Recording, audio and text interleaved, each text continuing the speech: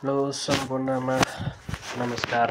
Dipen view YouTube हेरेर बस्नुहुने सम्पूर्णलाई हार्दिक स्वागत छ। आज म तपाईँलाई विशेष चाहिँ मोबाइलबाट नै मेरो सेयर कसरी रिन्यू गर्ने भनेर सिकाउन गइरहेको छु। सर्वप्रथम तपाईँले मेरो च्यानललाई सब्सक्राइब गर्नुभएको छैन भने सब्सक्राइब गरेर जोडिनुहोला, ताकि आगामी दिनमा यस्तै नयाँ नयाँ भिडियोहरू पनि उपलब्ध हुनेछ। र सुरु गरौँ मेन टपिक्सबाट। तपाईँले सर्वप्रथम चाहिँ आफ्नो मोबाइलमा रहेको मेरो सेयर एप्लिकेसन खोल्नुहोस्। त्यस पछाडि अब तपाईँले कुन ब्याङ्कमा डिमेट मेरो सेयर बनाउनु भएको छ त्यो खोल्नुहोस् है। मेरो चाहिँ अब एनएमबीमा छ। त्यहाँनिर युजर नेम पासवर्ड ब्याङ्कले दिएको हुन्छ, यो हान्ने, त्यस पछाडि पासवर्ड हान्ने,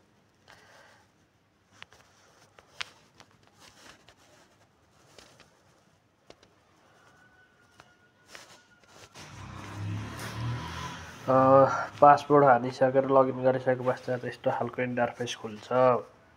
तपाईँको होम हो, माई सेयर, यसमा चाहिँ तपाईँको के पर्या हो है, त्यो पनि देखिन्छ।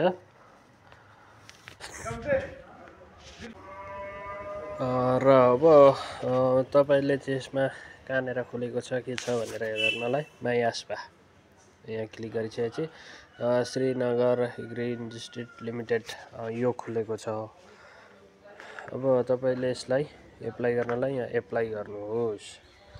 अब यो सबै कम्पनीको बारेमा यहाँ छ, यो खुलेको। अब प्रोसिड गर्नुहोस्।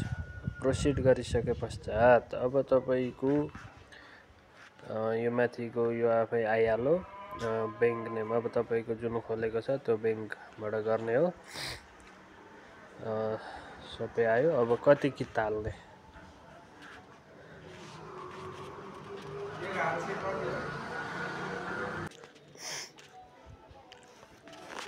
अब हामीले हाल्नुपर्ने भनेको यहाँनिर है एप्लाई किता। अब यहाँनिर हाल्नलाई कति किता हाल्ने, ल मानौँ 10 किता हाल्दाखेरि 1000 रुपियाँ। अब सिआरएन नम्बर यो के हो, यो कतिलाई थाहा पनि नहुनसक्छ। सिआरएन नम्बर यो ब्याङ्कले नै दिएको हुन्छ, जुन डिमेट मेरो सेयर एकाउन्ट खोल्दाखेरि। र मैले मेरो हाने, त्यस पछाडि राइट लाउने। अब एप्लाई, तपाईँको ट्रान्जेक्सन पिन हान्नु पर्यो, एप्लाई गर्ने।